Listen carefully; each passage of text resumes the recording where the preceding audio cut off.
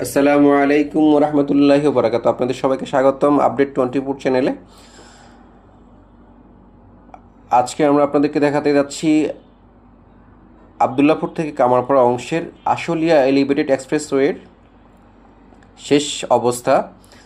এখানে দেখতে পাচ্ছেন আবদুল্লাপুর থেকে কামারপাড়া অংশ পর্যন্ত মোটামুটি পুরোটুকু অংশেই ঢালাইয়ের কাজ শেষ।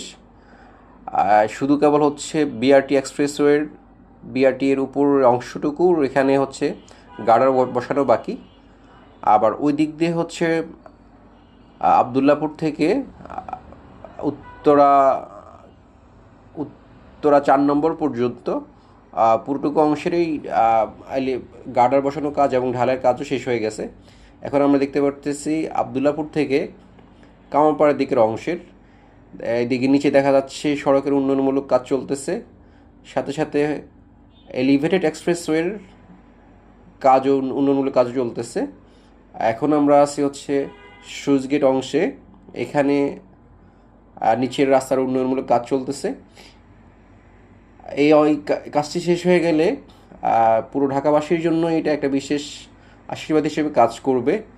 কারণ হচ্ছে যানবাহনগুলো সরাসরি এসে উত্তরায় নামতে পারবে, আবার উত্তরা থেকে উঠে সরাসরি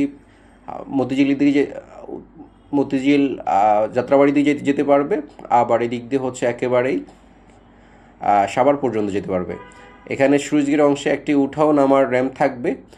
যারা সাভার থেকে আসবেন তারা এখানে এনে সুইচগেটে নামতে পারবেন। আবার সুইচগেট থেকে যারা সাভার দিকে যাবেন তারা হচ্ছে এখান থেকেই উঠতে পারবেন।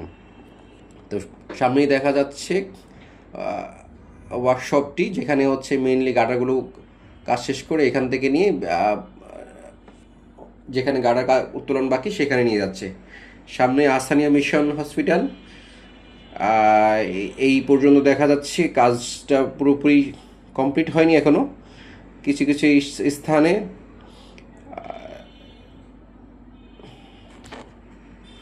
উন্নয়নমূলক কাজ চলতেছে। আর সামনেই দেখা যাচ্ছে কামারপাড়া অংশে কামারপাড়া ব্রিজের এখানে একটি টোল প্লাজা থাকবে। টোল প্লাজা পর্যন্ত দেখা যাচ্ছে কাজটি মোটামুটি ঢালাই কাজটি কমপ্লিট হয়ে গেছে। এখানে টোল প্লাজা যারা হচ্ছে উঠবেন এবং নামবেন সবাইকে টোল দিয়ে হচ্ছে এই এক্সপ্রেসওয়েতে চলাচল করতে হবে। আমরা পরবর্তী পর্যায়ে আপনাদেরকে আরও আপডেট দিব। সবাই আমাদের সাথে থাকবেন। ধন্যবাদ।